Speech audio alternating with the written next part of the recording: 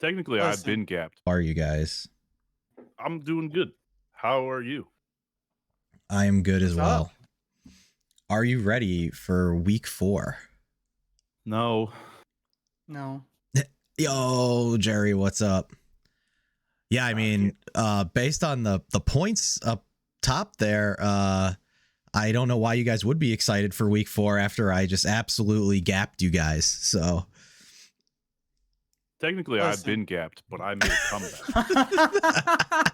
So really, it's Bryce's fault for not staying on pace with you. that's true. That's true. That's true. You did mount a little bit of a comeback. Yeah. So let's do a brief little recap for week 3. If you're looking at the sheets and watching here, I think we lost Bryce as per the usual way that this show goes. Let's see if he comes back. I'm here. I messed up my camera because I'm He broke it. All right, hold on. Now that got all. okay. Sorry Lucky. about that. I'm gonna Okay. stop touching it. Is what I need to stop doing. Yeah, just stop messing. Okay. So week 3 for the sheet, if you're watching and you've been watching, I had some feedback that it was really hard to see the Ravens and Baltimore, so they are now a lighter purple with black lettering now.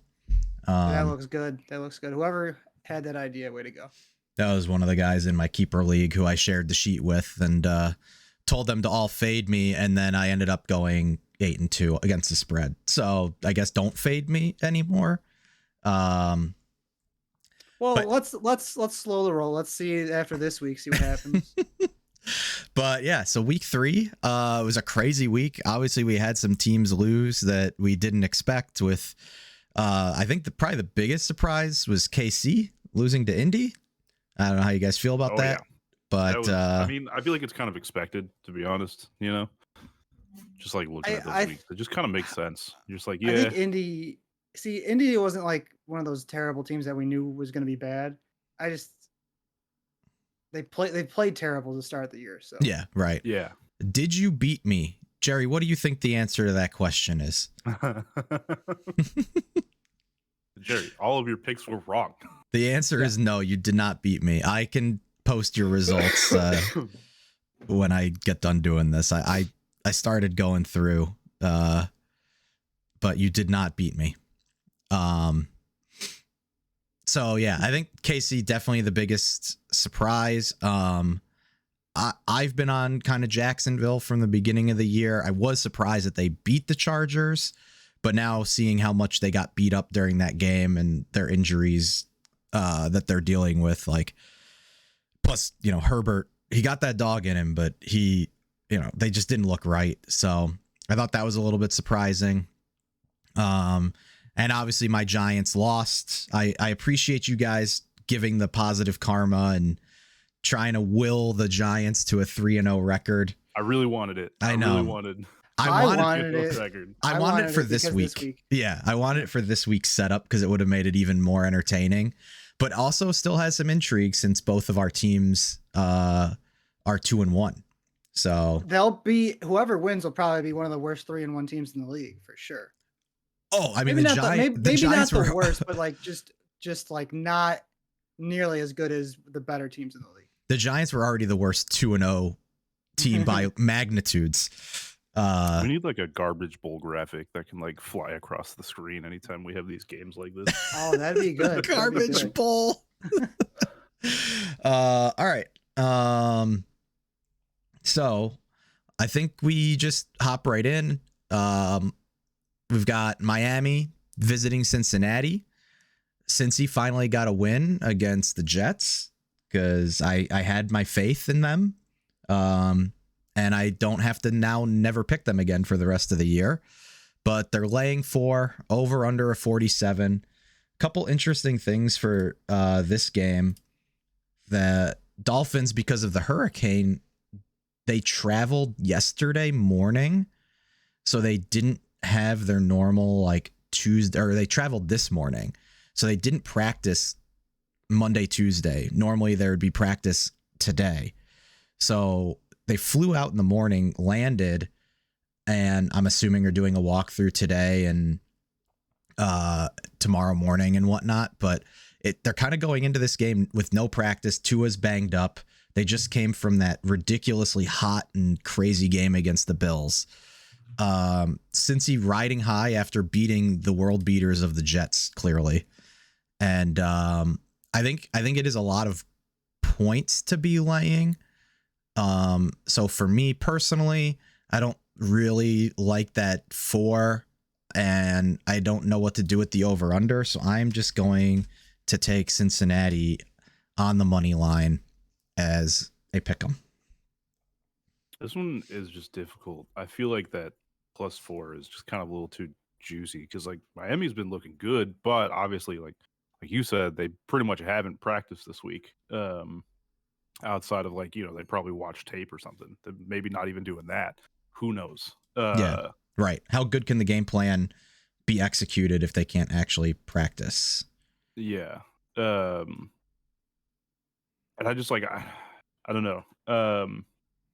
Went against Cincy last week. And so if I go with them this week, they lose. So I could just take them to make sure that you don't get the points for them. Starting in week 4 already, huh? I started it last week with KC when you guys both picked them, and then I was like, "Fuck it, I'll just take KC also, just in case if I'm wrong and we're all wrong." That's kind of where I am. My gut is telling me to go Miami, just because they have been looking a lot better than Cincy has. I do think the spread is too good to not take. So I will be taking that as well. All right. Drizzle. So that was a big win for Miami last week, right? I mean, Buffalo, essentially everyone thinks they're going to be in the Super Bowl. They think they're going to win the Super Bowl. They have a lot of talent. Their defense has improved too. But Miami looks good. They looked good. Even when Tua looked like he was not in his body. That's not a back injury, by the way. I have rewatched. There's no way that's not a back injury. I have a bad back that goes in and out. And like, I'm not an athlete, clearly. I mean, look at me. But like when my back goes out, I don't also wobble my head around and not reach for my back pain. He was out on his feet.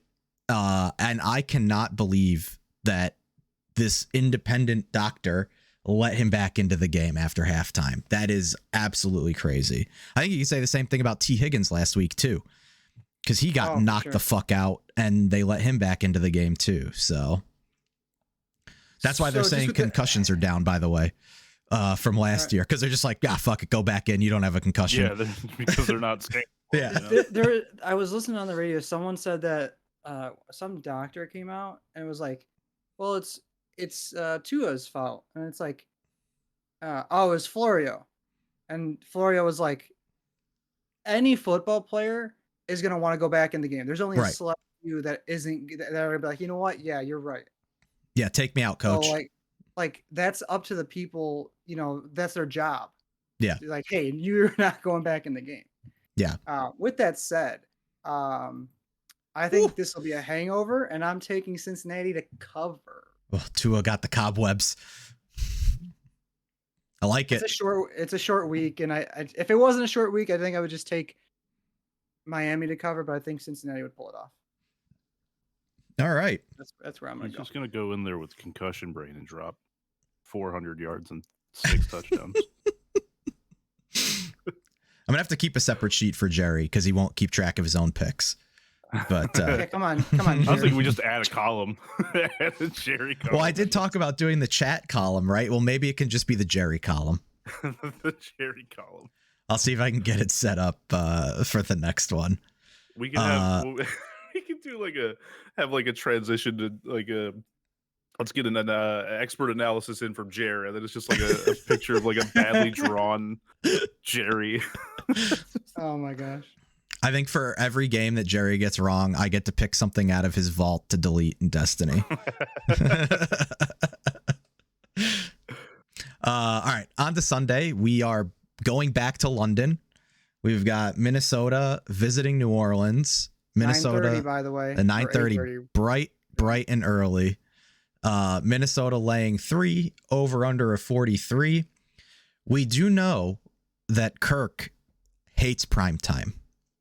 And this is a standalone game, but nobody's gonna watch. Right, it's too early. So it's not really prime time. So no one will be watching. About it. Like I'm gonna get up at like 10:30 and be like, oh yeah, there's football on right now. Yeah, and then you're gonna have Dalvin Cook in a lineup and he's gonna get ruled out. And so for this game, I'm either gonna be happy or sad about Justin Jefferson's points. Yeah. You're gonna wake up to that's gonna start your whole day. Yeah. So yeah, Dalvin Cook dealing with an AC sprain, which is an injury that he's dealt with at multiple times in his career. And it just seems like this nagging injury that won't go away. For the Saints, they're dealing with just cornucopia of injuries. Michael Thomas, Jarvis Landry, Jameis Winston, all dealing with injuries. I don't think Kamara's not on the injury report, but he's been banged up. So we'll see with him. So here's where I'm at. Saying that whole thing about Kirk and not being able to perform in prime time. I think that you don't let your star receiver have the worst game of his career and not just absolutely feed him the rock the next game. And please and thank you.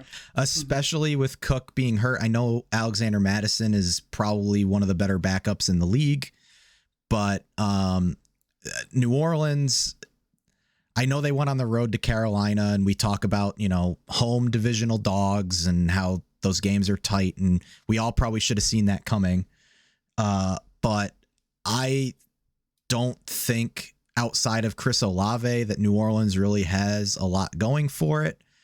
And this point total was slightly higher. I'd probably be taking the under, but I'm going to take Minnesota at -3 before it moves to 3.5 and you lose that half point just for the push potential. So I think Minnesota goes to London. A lot of people wearing maybe some Drake London jerseys. It would have been perfect if Atlanta would have went to London. That's like an easy seller. Yeah. But I think Minnesota takes care of business here. Again, both teams banged up, but I think Minnesota health-wise slightly in a better spot. I think Winston may not be getting the start. He's not ruled out officially, but Taysom Hill was taking snaps, and then Andy Dalton is their actual backup. But I think you had it. I think it's the other way around. Dalton was taking snaps in practice today, and Taysom was backup. Well, yeah, Taysom's yeah. Taysom's not going to be the starter. They tried that last year. I had read a report though that they had Taysom taking some snaps at quarterback, which does not bode well for Jameis's health. Clearly, yeah. Which is why I'm just I don't know. They only put up 14 points against Carolina. They just haven't been on a good start offensively. 10 points against Tampa Bay. And then, they put up 27 against Atlanta, but it's Atlanta. Week 2 and 3, not too great. I don't think they'll be able to put up that many against Minnesota either. So as we had some good luck with doing this last week, it looks like we're all taking them to cover. Oh no. Fade us. Fade that. Fade it. It did not work well. Hard fade that. All I will say is that I don't New Orleans has looked terrible, and all the injuries they have. I think Minnesota. It's a get right game for Minnesota. We were 1 and 2, or one out of 3. Sorry. On all 3 of us picking the same spreads last week. So Jerry's on Minnesota -3 also. Oh no. All right. On to Jacksonville at Philly. This is our first normal start time for Sunday. Philly laying 6.5, over under a 46.5. Both these teams, I think, look really good. Jacksonville, probably the best team in the South. I want to say busted, dude. Oh, yeah. Busting out. All it takes is an actual NFL caliber head coach to prove that Trevor Lawrence is actually a good quarterback. Obviously, Philly looks really good right now. They can just score that, and I think that's probably what's going to continue to happen here. 6.5 though is a lot against a Jacksonville team that I think is good. So I'm going to stick to my guns and what I've been saying, that I'm going to continue to bet Jacksonville to cover in these games, but I'm going to take Philly to win. I am on the same boat as you. I think Jacksonville is the class of the South and Philly is the class of the NFC.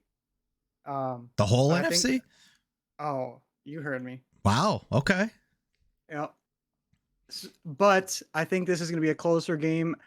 I think Philly might pull away at the end of the game, but I think they're going to cover. I think Jacksonville's going to cover. But I'm on the same boat as you. I'm taking Philly to win, but I'm taking Jacksonville to cover. You want to tell me what I just did? The 4-0 Birds. I just clicked on the stream And tried to type it in. To try and type it in. I like it. I'm kind of with Jerry on this one. This one has big upset alert potential. Just I don't know why. Philly at home. Philly at home would is it be just an upset? scary. What? But would it be an upset? I think so. Yeah, Jacksonville taking the win here. It would be. I mean, clearly they're 6.5 point dogs. So I just mean like in the sense of like people know about Jacksonville now. Like they're a decent team. yeah, and it's like, I mean, they get their offense will get figured out eventually. Like, I mean, what they're doing is clearly working. But the Chargers, like, they were pretty beat up last week. They had not, they weren't full strength.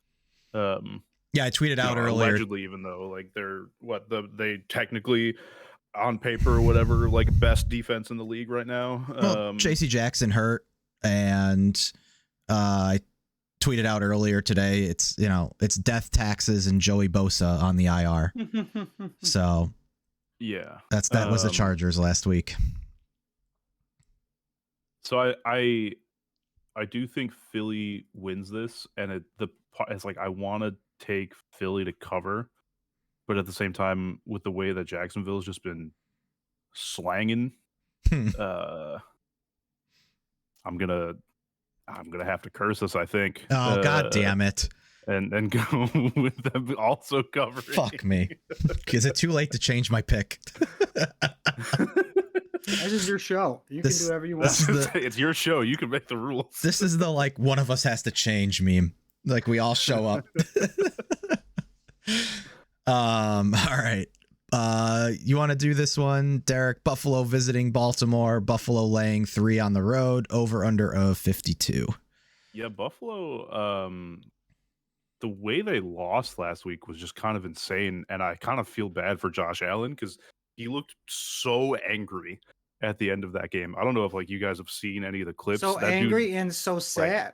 Yeah, it just like there was so many emotions coming out of him, and I feel like he was just like pissed that they couldn't get the spike off at the end to stall the game. I imagine if they get that off, they kick the field goal and they're good. But man, there's probably a lot of words in that locker room. He was probably very angry with the rest of his team. Mm-hmm. I mean, at the same time, Baltimore is, they're being Baltimore. Lamar Jackson has been kind of nuts, putting up huge points, putting up 37 on New England, and then the game against Miami, like that crazy comeback. They've definitely been a little, I don't want to say wishy-washy, but like that comeback will probably scar them a bit. But then they had week 1 Jets, so it's just like tough choice. I think Buffalo will still come out on this one on top, just because I'm riding high on Buffalo this year, and I think a lot of people are. Honestly, I think it goes over. I think I'm going to take the over on this one. I think Baltimore can keep it close, so I'm not feeling too confident on that on whether either of them will cover. So I'm going with the over on this one because I feel like this might be a high scoring game. So, how terrible is Baltimore's front office feeling right now? That they're going to have to pay Lamar a blank check. Yeah, because this start for him is better than his 2019 MVP season. Yeah, he is absolutely tearing it up right now. Yeah, he leads the league in touchdown passes, but he also has the highest QB rating in the NFL. For someone that can't throw the ball, it's pretty good. Yeah, right. He also is the 5th leading rusher Mm-hmm. and more total touchdowns than 30 of the 32 NFL teams. That's absurd. Yeah. And I think this is the game where Baltimore writes that blank check for him. And I think Baltimore at home pulls off the win. Wow. All right. You trying to type it into the stream again? Oh, there you go. I just wanted to get my thoughts out. You just wanted to use the new color, I think. That's really what was going on here. It does look good. And obviously, I'm going to take them +3 because why wouldn't you do that? Well, yeah, if you think they're going to win. So, yeah, Baltimore at home had that tough loss to Miami and then came back with a get-right game against the Pats. Looked okay, but like still gave up 26 points to the Pats.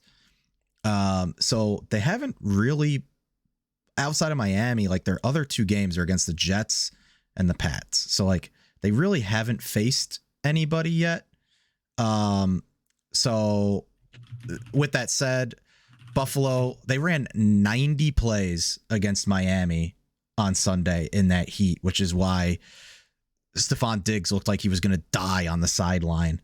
And I saw he did an interview today and he said he's like still tired from that game. That's insane. Just because of how hot and oppressive it was. I also read something about that stadium in Miami that the visiting bench is designed to point into the sun the whole game. Oh boy. And then the home bench is designed to be in the shade the entire game. So it's like a big home field advantage. Probably why Brady was never able to go down there and win, because they're just sweating his ass out. All those avocados he's eating are just pouring out of him. I do still think Buffalo's the best team in the AFC, regardless of the loss to Miami. And I don't really have a feel for that number of 3, so I'm going to take the over as well. I think with the injuries to Buffalo secondary, Micah Hyde is on IR and Jordan Poyer is hurt. And I don't believe Trey White is back yet either. So like they are decimated. I think they're starting 2 rookies at corner.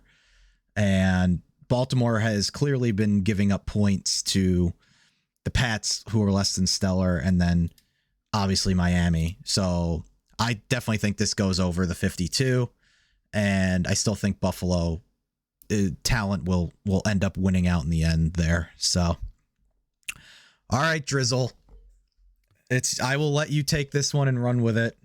Your monsters of the Midway, the Chicago Bears, traveling to New Jersey to play the New York Football Giants. Giants laying 3. An over-under, the lowest one on the slate, mind you, 39.5. This has actually gone up half a point since I checked it on Tuesday. And I just did the numbers this morning, but yeah, 39.5. So it's gone up half a point. So the bets are driving it up. So what are your thoughts? Well, I think this game goes over. Am I going to take the over? Probably not. But I just think it'll be a I guess the Giants have nobody to throw to, even though Danny Dimes sometimes can't even get the ball to him. Man, I like listening to the radio and like, being in Illinois, but it's like one extreme or the other. If they win, like when they beat the 49ers, it's like, oh man, well now they got, change everything, or not change everything, but like, oh well, how good can we be this season? Then we lose to the Packers, like, well, Justin Fields sucks. Like we gotta start looking, we got, for a new, a draft pick for next year. And it just man, it gets tiring. I will admit, obviously, Justin hasn't looked good. But I also think they need to, you got to help him out. You got to help him, get his confidence early in the game.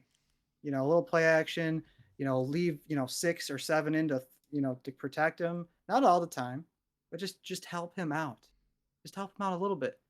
The run game is probably what I think it's top 5 or 7 in the league right now. Like you have that, you start being able to throw the ball. There's gonna be so many more open lanes for running, and then guess what? Now these wide receivers that nobody knows might be able to make some plays. And we're playing the Giants, so I don't know. Those are my thoughts. I think we're gonna win because I'm a homer. Jerry's just naming plays. Slant, crossing pattern, curl. 9 route. I also didn't like that Eberflus said he said something this week about, oh, we're just trying to win, so like his progress isn't in the forefront. It's like every team in the NFL is, if you have a quarterback, you help him out. But for some reason in Chicago, it's ass backwards. And that's why we haven't had a quarterback for ever. Literally ever. And I'm still taking the Bears because that's how you're a fan, I mean, it's a good thing we're not putting real money on these things. That's why I picked against the Giants last week. All right. So that was very passionate, and I appreciate that. With that said, the Giants' rushing attack is just as good, if not better, than the Bears currently. Saquon's the leading rusher in the NFL. And all that's with them only running plays on like 37% of their play. So he's been highly efficient. They also have one of the best graded left tackles in the league. And they can run the ball. Danny Dimes sucks, but at this point in their career, he's still better than Justin. And their defenses, the Giants are probably slightly better. They can stop the run, kind of. It's going to be a terrible game. I want nothing to do with the over of this game, but it's just so low that I can't take the under because it's just too low for an NFL game. But like, this might be a 9-6, just snooze fest the entire time.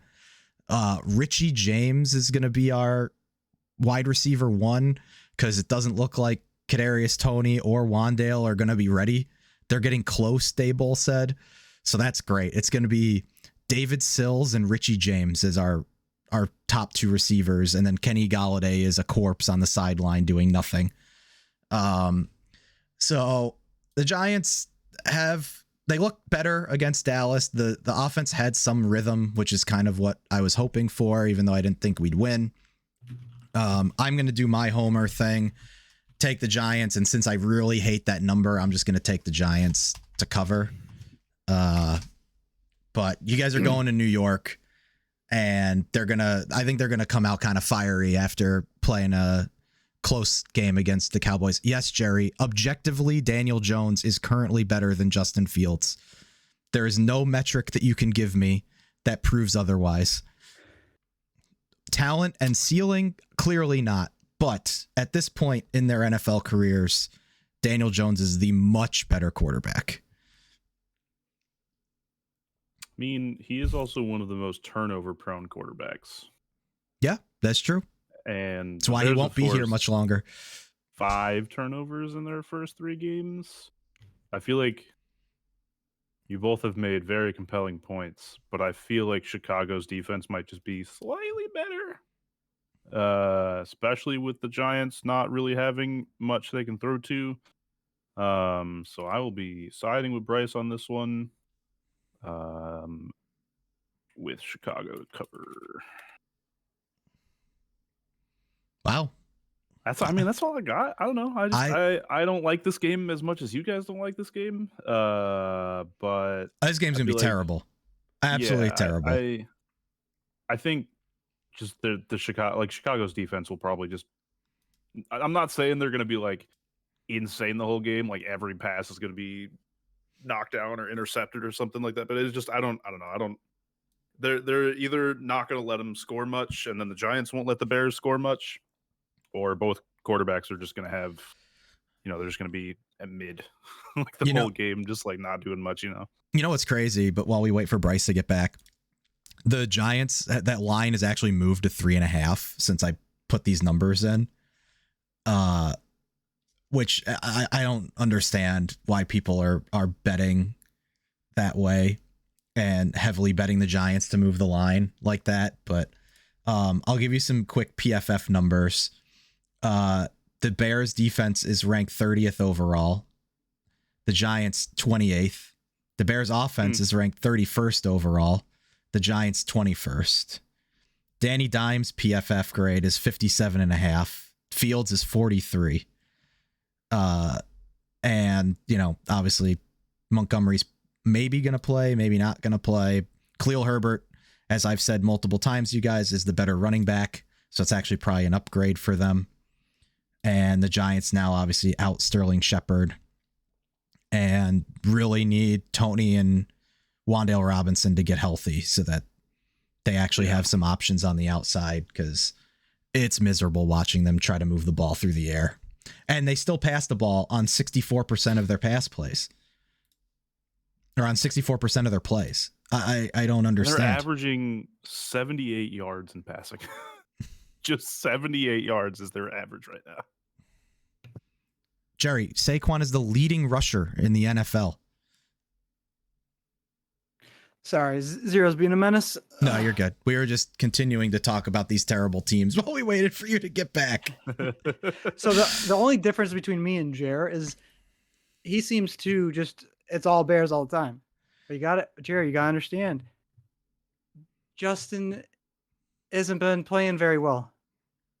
It's not just the O-line. He's got to play better. Yeah. All right, enough of talking about. I really can't spend any more time on this game. All right, the Chargers visiting Houston. The Chargers laying 5.5. Pretty low point total for a Chargers game. Like I was alluding to before, Joey Bosa just went onto the IR, as is the seasonal tradition. Looks like Keenan Allen is coming back this week, which is good news for that Chargers passing attack. Doesn't sound like Justin Herbert had any setbacks with the broken rib cartilage that he's got. So he should be, a week healthier than he was last week, which is also good news for that passing attack. Houston has actually been surprisingly good. I think they're very well coached under Lovey.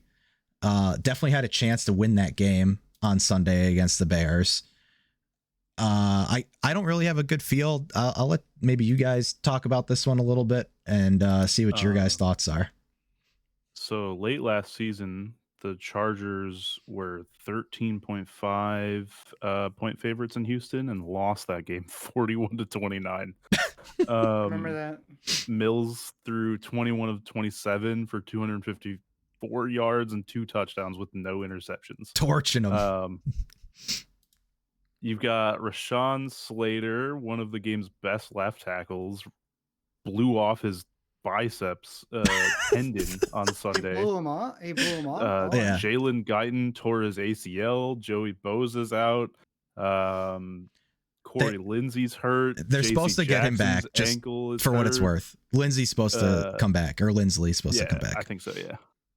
I think Keenan Allen also is poised to come back, but Justin Herbert just like did not look good after his injury 2 weeks ago, and for some reason trying to play on it last week, it just didn't work out in his favor.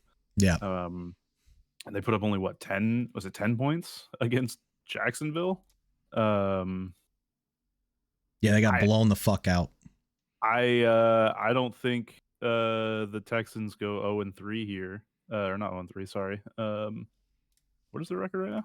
They are 0-2-1. Oh, right, because they're 0-2-1. Yeah, I don't sorry, I was real confused because I was like, why are they 0-2 but everyone else has 3 games? I forgot they tied in the first week. I don't know. I don't think they go 0-3. I think we'll see a really just banged up Chargers for like this mid half of the season, which is unfortunate because I think everyone kind of had high hopes that they would, have like a little tear in the playoffs. But I'm gonna stick with my gut here. I'm gonna go with Houston, and I think Houston's gonna cover. Wow. Big upset. I was also checking out like all like the Chargers banged up. Yeah, it's bad. They just got dismantled by Jacksonville, and man, this is in Houston. I know Houston isn't too good, but man, he wants to do it. Herbert just could you imagine trying to throw a football and then getting blitzed by superstars all the time and getting sacked? Dude, I couldn't imagine that. So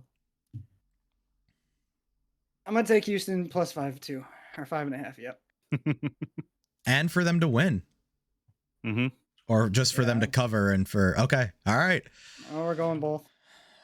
Well, I guess I'm gonna be the voice of reason here. So I think this is a get right game for the Chargers.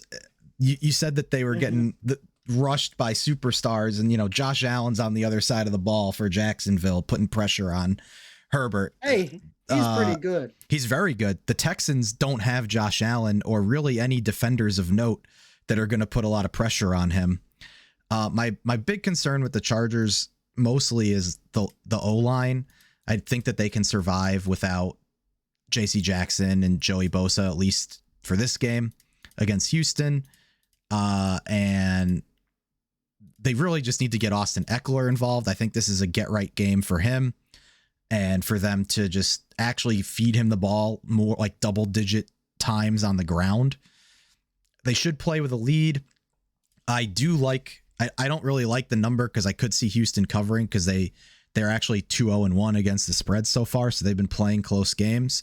But I'm just going to take the over 44.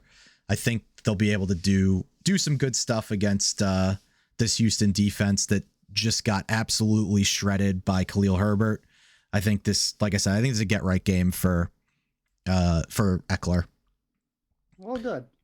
I need points, so I need Austin Eckler to perform for my fantasy teams.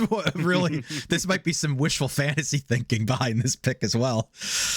All right, Washington visiting Dallas. Dallas giving 3.5, over under a 42.5. The Fighting Cooper Rushes beat my Giants last week. I mean, they actually don't look terrible with Cooper Rush at the helm. Obviously, Micah Parsons is an absolute menace and is going to put all sorts of pressure on Carson Wentz. And I don't think Washington's a very good team. They were able to score some points against the Jags and the Lions, and then they just got absolutely dismantled by the Eagles. I think Dallas's defense is closer to the Eagles than it is to the Lions. So I think they'll be able to do basically what gets Carson Wentz into trouble, which is put him under pressure and force him to throw picks. So I'm taking Dallas, and I'm actually going to take the over here. If this was 3 instead of 3.5, I would probably take the Dallas to cover, but the half-point hook just it gets me in these divisional games. So Dallas really and the over. Yeah, it does. It gets me. It's gotten me a couple times already this year.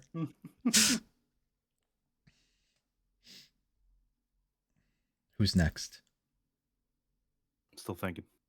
Still thinking about it. All right, so This is one of the games where I was just like, I like how he just. don't know. I just don't. Jeez, way to go. He's just like squinting his eyes, shaking his head. Like, I'm gonna look smart while I think about this. Thinking about it. Put a lot of brain power into this one. There's got to be a game where he loses, right? And he looks like he shouldn't start an NFL football game. Cooper Rush? Yeah. Yeah, and I think it's going to be this game. Let's go Washington. All right, see? I like it. I need Carson to score some points. I don't think Dallas's defense is as good as Philly's. I could be wrong, but Trayvon Diggs? Yeah. He's a boom or bust kind of corner. Did you see that like a crazy stat where he had like with the most interceptions ever in a season, and then he gave up the most receiving yards also? Yeah. Yep. Yeah. Like 750. He's not a good coverage corner. Yeah. He just makes plays. I could see this being like Carson Wentz throwing 3 picks, but also throwing for like 350. Just going right at him the whole game. Yep. So I think Dallas will win, but I think this is going over for sure. Yeah, that's why I didn't touch the number, because I'm just like, I could see Washington keeping it close, but I definitely think this is going way over 42.5. I agree. That's a circle.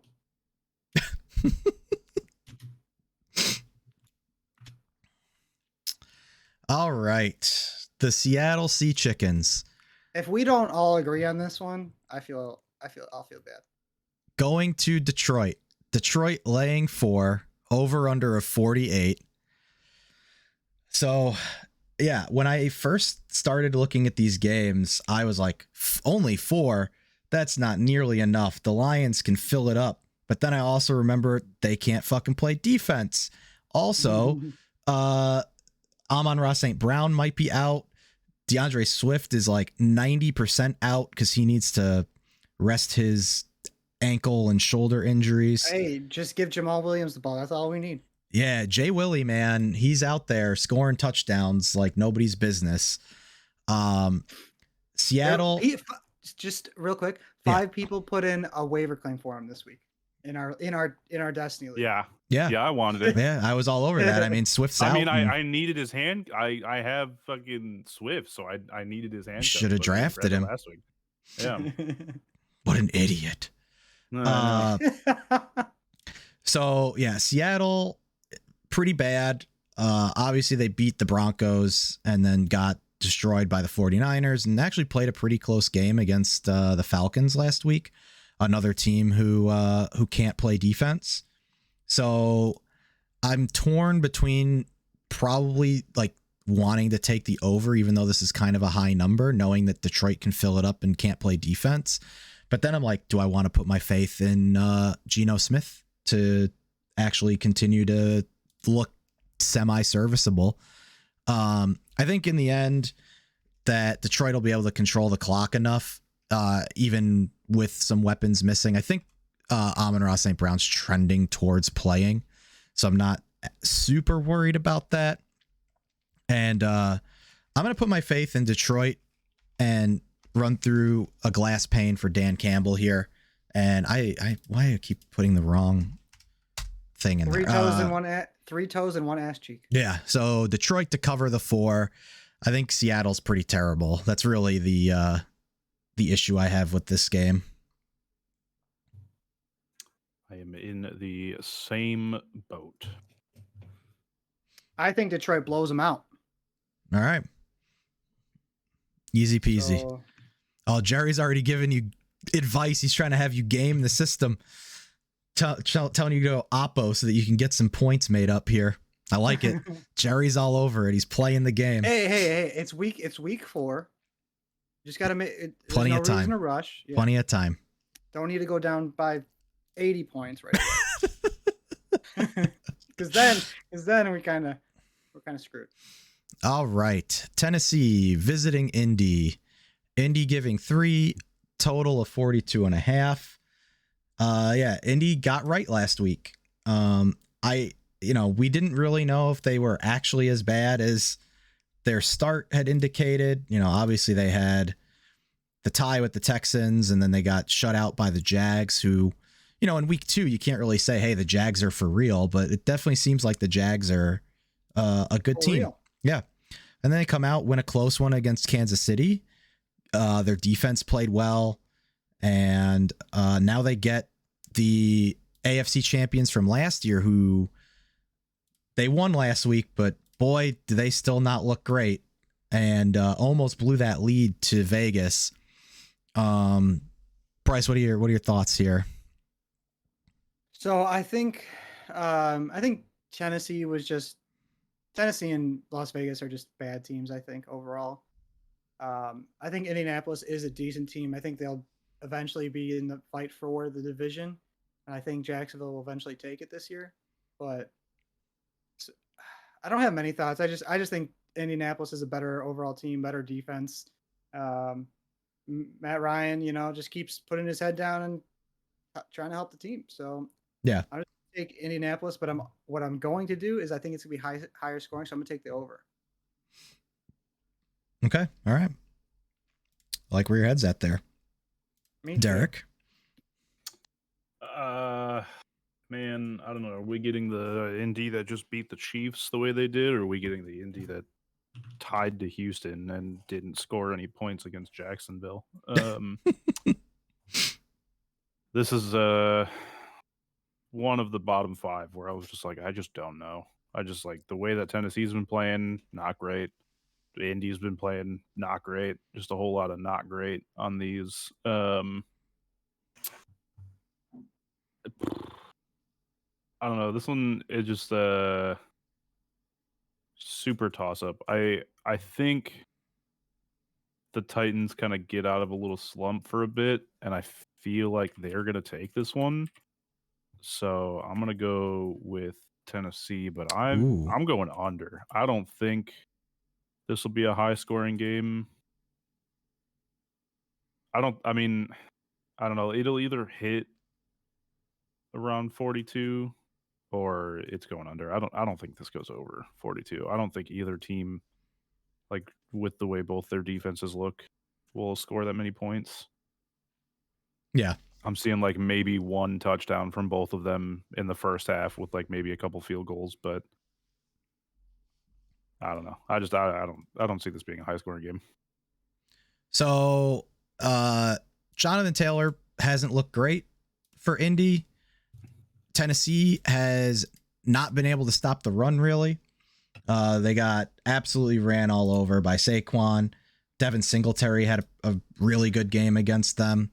So I think this is a Jonathan Taylor, just we're going to get him right, feed him the ball. Divisional opponent. We need a division win. I'm taking Indy minus the 3. And I think at home, they'll take care of business against what is a pretty anemic Titans offense. All right. Cleveland and Brownie the Elf, or whatever the fuck he is, visiting Atlanta. Cleveland spotting the Falcons a point, over under of 49.5. Bryce, did you do the last one? I did. You did. Derek. Let me go last on this one. All right, Derek, go ahead. I think, Atlanta's been doing better than people expected, I think. Yeah. I don't know. Do you guys I feel like you guys kind of would feel that. Like they've been kept it close against the Saints. They kept it close against the Rams. I think here though, Brownie the Elf. I hate that. I hate it so much because like it's so dumb, dude. I don't know. I feel like Nick Chubb's been looking great. Nick Chubb does look very good. He came out, this dude, he's so humble. He was like, when they lost, when he scored 3 touchdowns, he was like, I probably shouldn't have scored that 3rd touchdown and should have just kneeled, put a knee down to let the clock run. And so instead of like putting it on like his defense for just blowing out the end there. He was like, "Nah, it's my fault. Like, I shouldn't have scored that touchdown." But I've been like, I like both of them. Right now it's like another just difficult game to pick. The fact that the spread's -1, I wish I could just pick this game to tie. 'Cause it's probably, -1. I mean, -1. It's This math guy over I'm here. having a day. All right, I'm just thinking about math. I'm not gonna just ramble on. I'm gonna take Cleveland. I'm not gonna go. I don't think this goes over, but I'm just gonna take it just straight up on the pick 'em there. All right. So yeah, Myles Garrett got in a single car accident and looks like he's trending towards not playing. Jadeveon Clowney, I didn't see all the details. It was, I guess, raining really bad where he was, and an animal darted out in front of him, so he swerved to miss the animal and then just like rolled his car a bunch. Interesting. I don't know I don't know if it came out like how fast he was going, but I don't think it was anything like nefarious. Like he wasn't under the influence or they were speeding or anything like that. It was just bad weather conditions and Gotcha. random animal. So it looks like he's not going to play. Jadeveon Clowney, they really need to get back because he's also questionable at the moment. So the Browns have played the least challenging schedule to start the year. They've played the Panthers, the Jets, the Steelers, and now they get the Falcons. And all three of those games, like I know the Steelers game, they won by 12, but like only because of that last second touchdown that Nick Chubb shouldn't have scored, that third touchdown to put them in the position to do that. But true. Which, by the way, first 3 games of the season, he's at 341 rushing yards with 4 touchdowns. Yeah, he is on a tear. I also think that they might struggle a little bit because they could not put any pressure on Mitch on Sunday. They had no sacks, very few quarterback pressures, no turnovers against a really bad Steelers team. And they let the Jets hang around. They let Carolina hang around. I think they're also kind of a pretender 2-1 team. I know that Jacoby Brissett's looked okay getting the ball to Amari Cooper, and David Njoku had a massive game last game. But I'm actually going to take Atlanta with the upset and take the point here just for the bonus 3 points that I can get from that. But I think Atlanta is a good team. They've got a bunch of weapons. And with Cleveland's defense missing some key pieces, I think Atlanta can score enough to keep this close. I also kind of like the over in this game. But if I think Atlanta is going to win, I'm just going to take Atlanta with the point. So I'm kind of the same boat with you guys. I think Atlanta's played pretty well for being like an underachieving team. And then Cleveland's kind of did the opposite. They're supposed to be better and have played down to their competition. The Falcons rank 15th in the rush defense, so we'll see how that affects this game. They are in Atlanta. Will Chubb go off, or will he be in check this game? Because he's on fire. So we'll see what happens. But I'm all about old man Debo, and if anyone knows, that's Cordell Patterson. Corduroy Peterson. Oh my god, that was hilarious. Who said that? Raj. Corduroy Peterson. Oh my god. But I need another 30-point outing from him. So we're going to take Atlanta, and we're taking the +1. I also like their uniforms way more than I thought I would. The new helmets and stuff. Yeah. Yeah, they're pretty good. Oh, speaking of helmets, Cincy is wearing their white ones tomorrow. Oh, hell yeah. Let's go. I love that. Me too. All right. Another terrible game to talk about, but some interesting pieces. The Jets visiting Pittsburgh. Pittsburgh is giving 3 over under a 42. This is the return of Zach Wilson. He's all healed up. He's spent some time with his mom's best friend. he's feeling good. He's ready to get back out on the field. Gets to play Mitch, who, loves kissing titties according to his Twitter. That's it's a battle truly of some giants here. I kind of like the over 42. I don't have a ton of faith in Zach Wilson's first game back, though. It's just kind of a low total.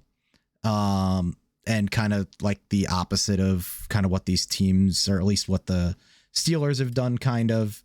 I don't know if they're going to throw the ball as much with Zach Wilson as they had been with Joe Flacco. Flacco's been throwing the ball like a million times a game. It's kind of crazy. So I think they might scale that back for Zach, not put him in positions to make as many mistakes. So maybe a little bit slower paced game. I like Pitt at home here until we see what Zach Wilson is going to be. I don't have faith that they can score points yet. I think in the long run, he'll probably be okay, but I'm going to take Pitt and I'm going to take the points. Yeah, I'm honestly kind of leaning the same way. I don't think, I know Pittsburgh's got a lot of trouble right now, but I don't think the Jets will be able to exploit any of that, just 'cause it's the Jets. And are you scorned by them from you picking them last week and being so confident that they would beat the Bengals? Oh, no, not at all. No, I mean, I guess, yeah, maybe I should have held on to a little bit of faith for one more week with the Bengals. But I don't know. I think it's just after last year, it's just hard, man. It's hard to pick them. I feel like I should probably be picking them against Miami too, but I don't know. I don't know. But I think this game's just going to be another hard one to watch.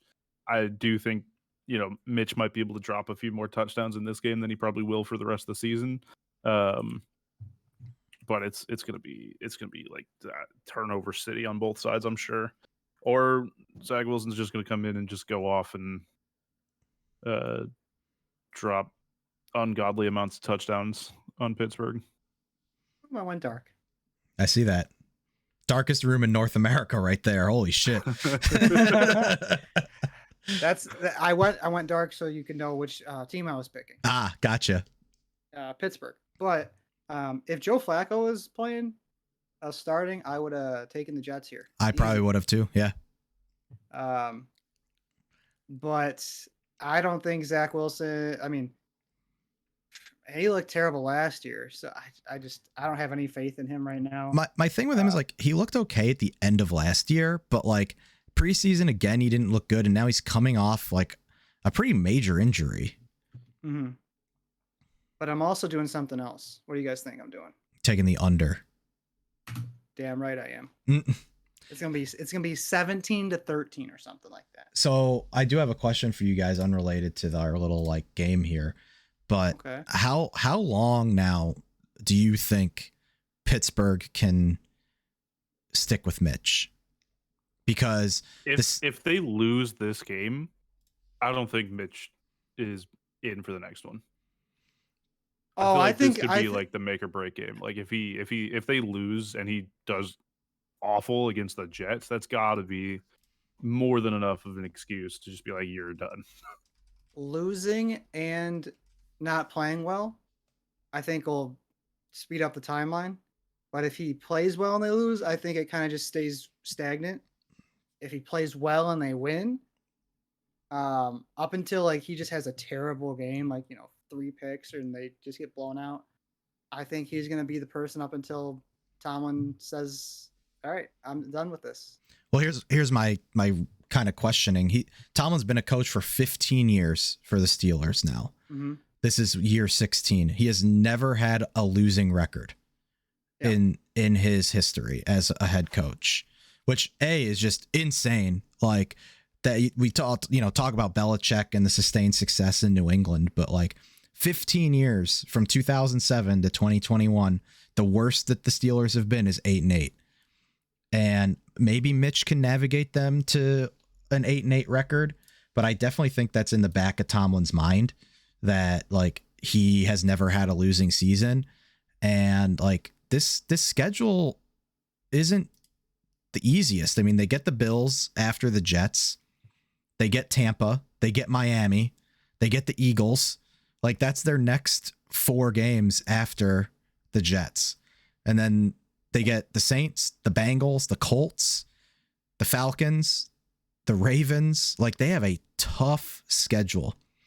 And you know, I talked myself out of Pitt.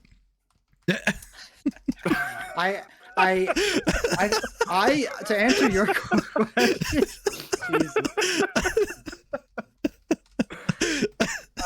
To answer your question, I think that's fine. Give me the points. I'll take those 3 points. I talked myself out of Pitt. I think Mike Tomlin's trying to humble himself, just like I want to know what it feels like to lose. You think he's trying to play the NFL on hard mode? Well, that, and it'll be like it's not my fault. I had Mitch, and if Mitch succeeds, be like, I told you so. Right. You know what I'm saying? Like, right. So, he's got the built-in excuse now. Yeah. But he's Plus, like, they probably want another, high pick. So Tomlin's like, I'm going on New Game Plus. Give me Mitch. He's like, this is ultra hard difficulty. It's been too easy. Oh my god. But yeah, I talked myself out of it. I'm going Jets. Zach Wilson coming out all guns blazing. Get the Wilson to Wilson connection's gonna be working. It's gonna be great. That's how I'm talking myself into this one. All right. So that's our early slate. I do like that we've got a little bit more parity than last time. I am a little worried, of course, as always, about the 3 games that we've picked, all against the spread, all identical.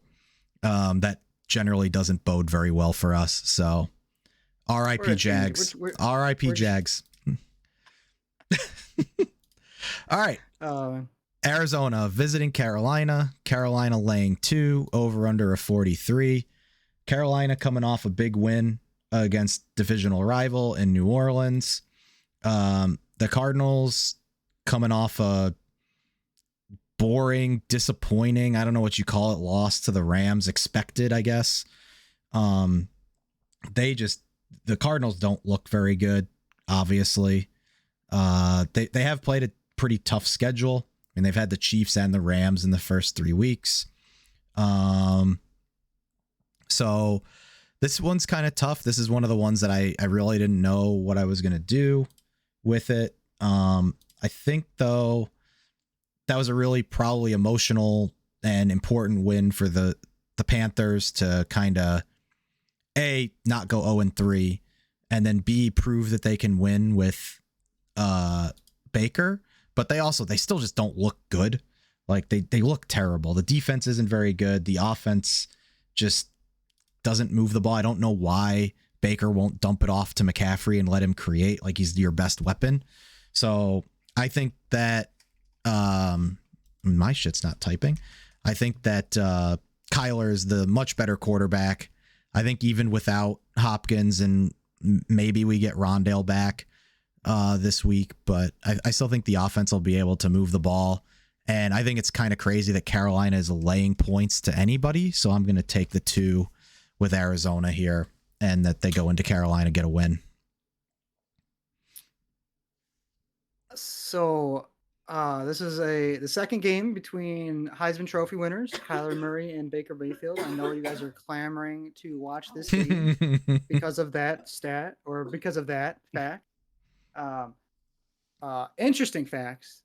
The Panthers are 1-7 straight up, and 1-7 against the spread as a home favorite under Matt Rule. So that doesn't bode well for them at all. Even with Arizona just not looking good at all, I don't see. They just look so lost. Like it's. I think they have more firepower, and I believe more in Kyler than I do Baker. Yeah. So I'm just gonna take Arizona and the +2. I used to be a big Kyler guy. Like he's one of those guys that, like, on paper, he can throw for 4,000, rush for 1,000. Like he's one of those guys that can just like break a game, but like he hasn't been running effectively this year. I think also not having any receiving options is really kind of hurting him. But I did see and hear that when, like, people said when he runs around, it looks like a little kid who stole their parents' keys and don't want to give them back. And now I can't unsee it. because he's just Someone, so short. Someone on TikTok added the like silly cartoon running noise every time he was running, and I just like anytime I see him now, I can't unhear that. Yeah. So I've kind of cooled on Kyler a little bit. I thought that the contract thing with like him having to study was weird, but like maybe that's not that far from the truth. And maybe he does have like some game studying that he needs to do, and like maybe he's just not reading defense as well. I really don't know.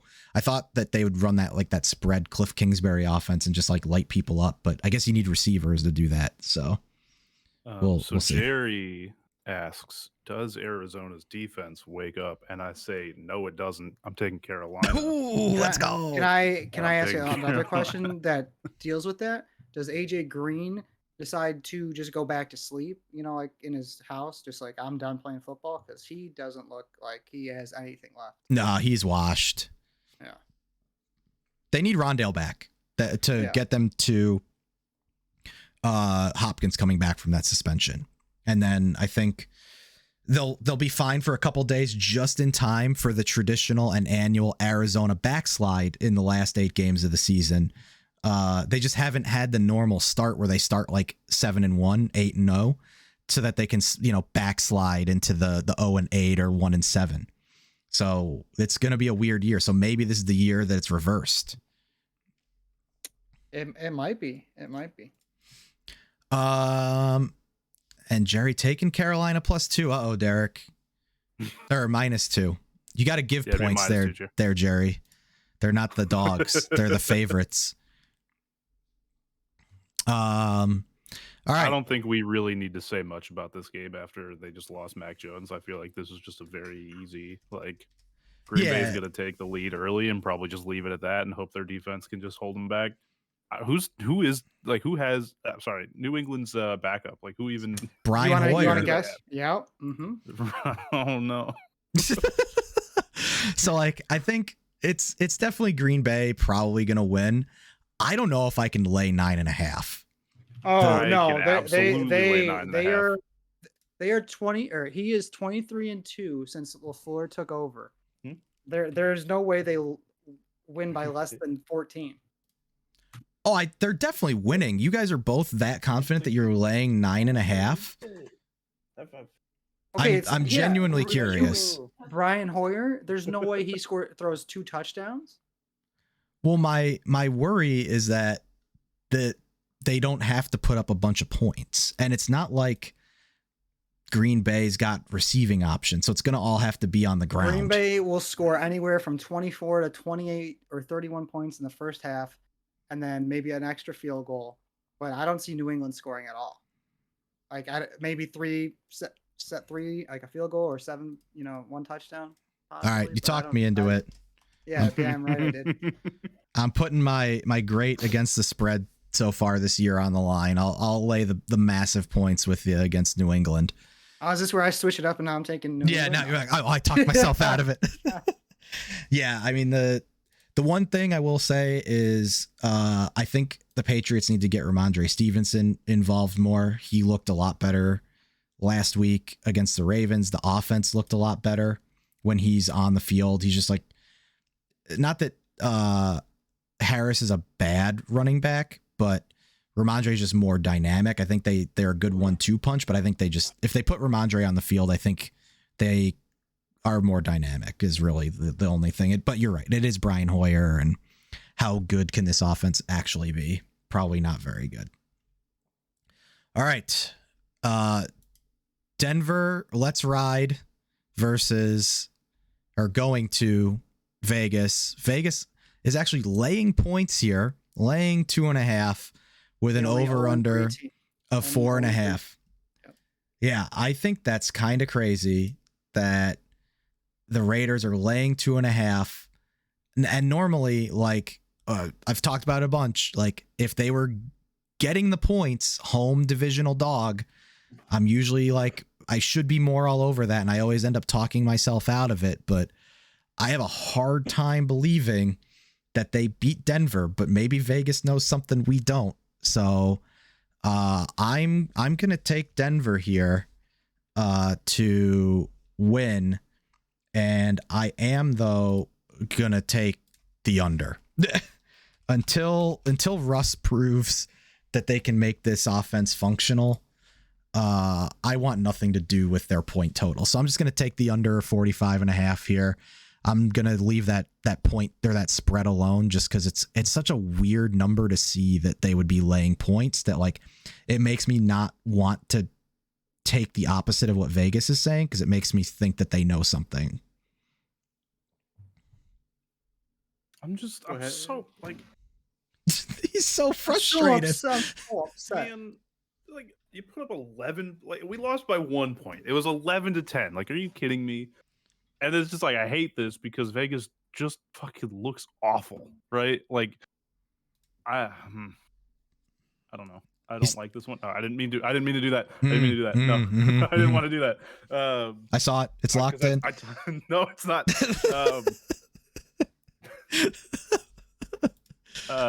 That's that salty. This team just beat my team. Get with That's it. what I was Let's thinking go. originally when I was like getting it. I was just like, I'm just so mad, and I fucking hate Russell Wilson so much that I think just out of spite, I'll just keep that. And I'm not gonna. I'm just taking it as that. I'm not going any further with it. I can don't want see to it touch this happening. game at all. I mean, they can score more so than Denver can score. At least they've proven that they can score more so than Denver can score so far. I don't think Vegas goes 0-4. I think they at least get this one because Denver is just, I don't know. Like, I don't know. I'll be confident in my pick. Vegas is going to win, and everyone is going to wonder what is going on. Why are you over my thing? Oh, there we go. Russ has looked terrible. I don't know what their offense, I don't know what they're doing. I mean, they scored 11 points and won. Like, that's, man, I don't know. I'm sorry, Maddie. I'm sorry we cursed your Packers. If it makes you feel any better, we cursed my Jags also. So, I don't know. That probably doesn't make you feel better because they're not even really my Jags. Yeah, no, we're just gonna take it straight up. Just straight up. All right. Yeah, I could definitely see Vegas winning. I don't feel confident, but at the same time, like, Vegas has found a way to just lose games they should win. And yeah. But if I'm betting anything, I'm hammering just the under here and seeing if Russ puts up 11 points again.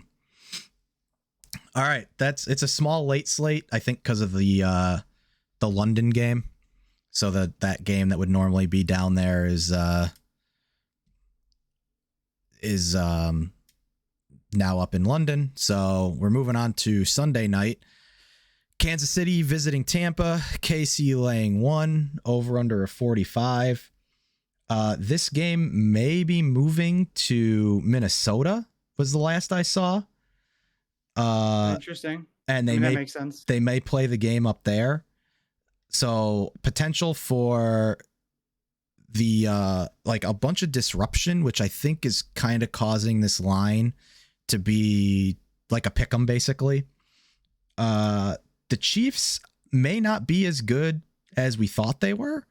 You know, played a close game against the Chargers, lose to Indy, and the Bucs are getting some weapons back. It looks like Evans wasn't hurt, but obviously he's back from suspension. Russell Gage looks like he's going to be healthy and full to go, even though he's questionable. They really need Chris Godwin back. This one's a tough one for me to pick. Just because it's so hard to bet against Touchdown Tom 2 weeks in a row. And like Green Bay went in there, took care of business in a very close game. And now we get KC in a game where the Bucs were supposed to be home. Now they're going to have to, probably fly and change their schedule. KC was already basically planning on traveling. So I think I'm going to hit KC here.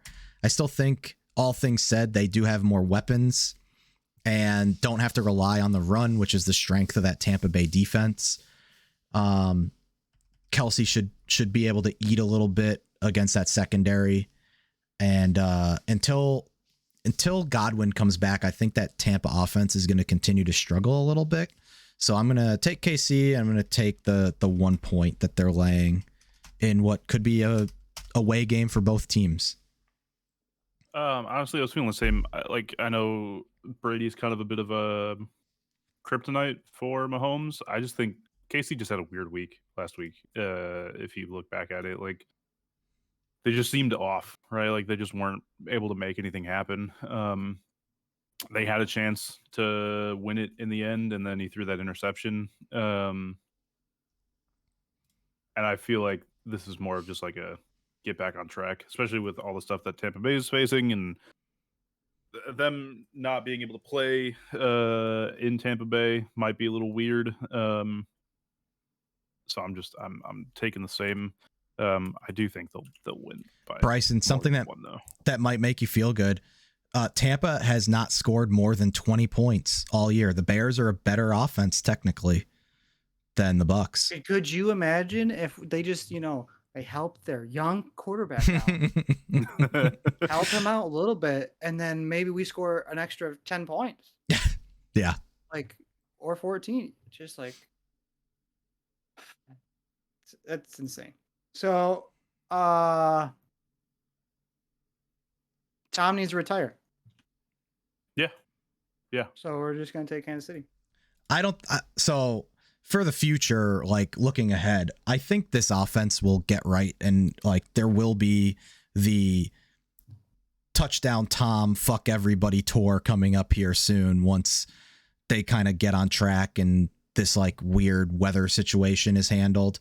Yeah, it'll be later in the season. Yeah, I mean, they get Atlanta next week, and then they get the Steelers, the Panthers, the Ravens, and then they get the Seahawks later. They get the Cards. I think they'll end up lighting it up here in a couple weeks, and you'll see these overs start climbing up again in their games. But for this week, I think if there wasn't the whole hurricane disruption, I'd probably be taking Tampa to win another kind of low scoring game at home. But with the potential, and again, this is kind of why doing the show on Wednesday is a little rough for us because we don't have full scope on injuries in every situation yet. But it looks most likely like they're going to be going and playing in Minnesota.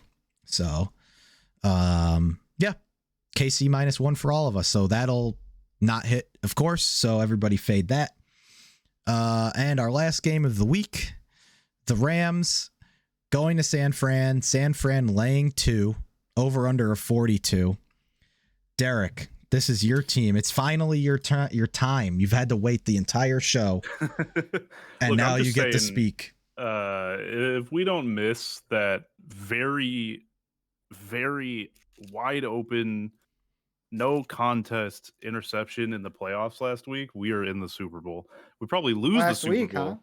Huh? I meant last year. Sorry. You're still talking about the Super Bowl, bro. It's 2022.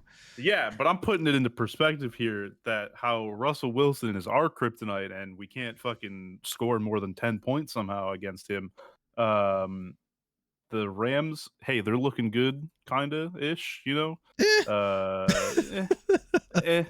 looking they're not steamrolling everyone, but they're looking better than San Francisco, and that's why I think San Francisco is taking the win, because Rams are ass, and that is what I'm sticking to. Fuck the Rams. Rams are ass. I think Jimmy looked fucking terrible last week, and I'm hoping that this is his correction game because, good lord, I don't want to take this all season. Just fucking put Blaine Gabbert back in. Ooh, get Nick Mullins in there. Team anymore. Get Nick. Bryce? I'm glad we all suffer together. Nice.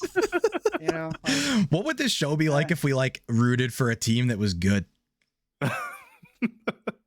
Also, Derek, one of us was a fucking Chiefs fan. Your or something. team was good last year. Yeah. I don't want to hear any complaining from you while Bryce and I are over here suffering. What are you talking about, dude? We were fucking garbage last year. You beat the Packers in the playoffs. Yeah, what do you mean? You look at like a fucking field goal. It was like 10-3. I don't remember. A Like, win's a what the win, fuck? and you had Debo breaking all sorts of ridiculous rushing records for receivers. Because, You know what's funny is you were on this whole thing about how like players off their star years always perform terribly, and I feel like that's happening right now for Debo, but no one else. Like Cup's still doing fine, like better than fine, putting up at least 1 to 2 touchdowns a game. Like, Yeah, he's kind of breaking that whole thing of avoid guys off of career years, but it just happened to be my team where the guy is breaking off his career year. I think just because of what just transpired, I hope the Rams blow out the 49ers. Not happening. And so I'm taking them. They're gonna beat them by 20. holy shit. Like 20, okay. Get your alt spreads ready. Start hitting that plus 19.5 prop. Do it. So I think last year, Derek, you had some like crazy stat that the Rams were like 0 for their last like 7 going into San Fran or something like up that. until the playoffs. Yeah. They like when I can't remember the coach's name, but when that coach took over for the Rams, he basically John like has McVay. not in the regular Yes. season essentially has not beaten San Fran. He's Shanahan 7-3. just knows him too well. He's 7-3 versus Shanahan. Yeah. Or Shanahan 7-3 against him. So when I saw this, I was definitely actually leaning San Fran. I think, you have another week removed from Jimmy G taking over, and I can't believe they only put up 10 points against Denver. It makes me kind of nervous to. I honestly was going into this. I was leaning heavily the Rams, but the homer in me, being that they are like kind of our new rivals since the Raiders have left, I just can't do it. Technically, I shouldn't be picking Denver at all because I just how much I hate Russell Wilson. But there might be some times, I feel like I'm more okay to pick Denver than I am the Rams against San Fran. You need to put your fan and heart aside when you're doing this shit and pick with your head.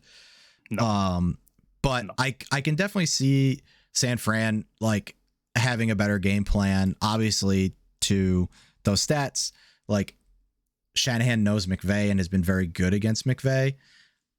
Jimmy G looked absolutely terrible last week. Debo had so many like openings that I think there was like 6 passes maybe that should have just gone to Debo because of how wide open he was in certain situations where like Jimmy would look towards him and then throw it to like Ayuk, who was like triple covered, and then nothing would happen for it.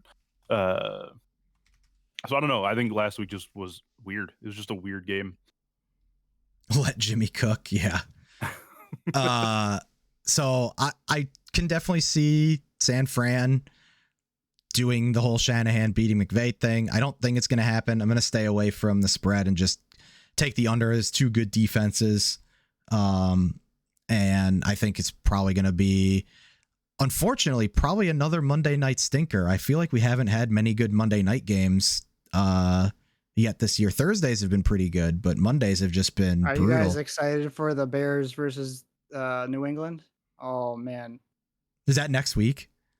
No, it's after the Thursday night game. It's Gotcha. the one we go to. Yeah. Gotcha. That'll be terrible too.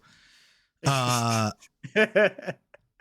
yeah, so we'll see. We got a couple big fade lines here. All of us on KC, all of us cursing Maddie's Packers. Unfortunately, I'm sorry. Detroit cursed. Jacksonville half cursed because we didn't also pick them to win. And then Minnesota got the full Danhausen curse on them. So it's not looking good for any of those teams. So fade that hard. Yeah, let's see if you guys can make up some ground. I feel like now 4 weeks into this new format and contest, we're all just picking way more spreads now just for the 3-point possibilities versus just taking money line and spread. Yeah, Matt. So up at the top for week 4 here, I have 64 points through the first 3 weeks. Pika's got 46. Driz has 49. So, I think at the beginning, the first 2 weeks, I think we didn't we would take a team straight up, but we wouldn't take them in the spread, yeah, which kind of screwed some of us with points. if you're taking the underdog, yeah. Right. Yeah. So Live and learn as you go. So, well, we may change the format up a little bit for next year just because there's like not a ton of value in just taking just straight money line picks in this format. But I mean, that's why I was thinking like it's 1 point if we get the pick right, and then extra points if we get either the under over or spread, and maybe we just make them both 2 points instead of one is 3, one is 2. yeah, It's just like an extra point, I guess, so that there isn't like a huge advantage, because it does, like, if you're thinking about it, like realistically, you would just make every game like regardless of whether you had confidence in it or not, like you're still picking the spread for the chance of getting that 3 extra points. yeah, right. So I know that's just where my head was, is that we just make it so that it's like you get a point if your money line is correct, and then an extra point if your over under or your spread hits. Yeah, we may. I think we'll just probably run it out the rest of the year because we already started, and it probably would have changed some strategies for the first couple weeks. But something to think about for next year, or like the playoffs or something when we do our playoff competition. But yeah, here's the picks. I will have them up on Twitter shortly, and then I will have this video up on YouTube. And then he'll forget to post it. And then I'll forget to actually. So there's this weird thing with, not weird, but like, so when you upload a video to YouTube, when it finishes uploading, it's in just like 360p, like real shitty low quality. And then you have to wait for the HD version to process so you can post. Well, so I always just post the video as private and then just mark it public when it's done processing. I thought I had checked it, and like some of the WoW podcast videos have taken like hours to finish processing, but these, because there's like, it's only the 3 cams and there's like a static screen, they process super fast. So I kind of forgot, and then I just forgot to switch it. It was done for like 10 hours, and then I forgot to actually mark it to public. So it went up super late on Saturday, but yeah. I will. I'll have these all picked. Good luck, boys, as always. And Sunday we'll be yelling about Bears and Giants. Obviously, saying which team sucks. Yeah. Yeah. Which team is worse? There's no winners here, actually. Yeah, that's true. All right. Well, thank you for joining me, and thanks everybody for hanging out. Jerry, I will go through and I will put your picks into a spreadsheet so you can compete against us. I'm also putting you down for Rams by 20, not Rams by 2, just so you know. So they have to win by 20.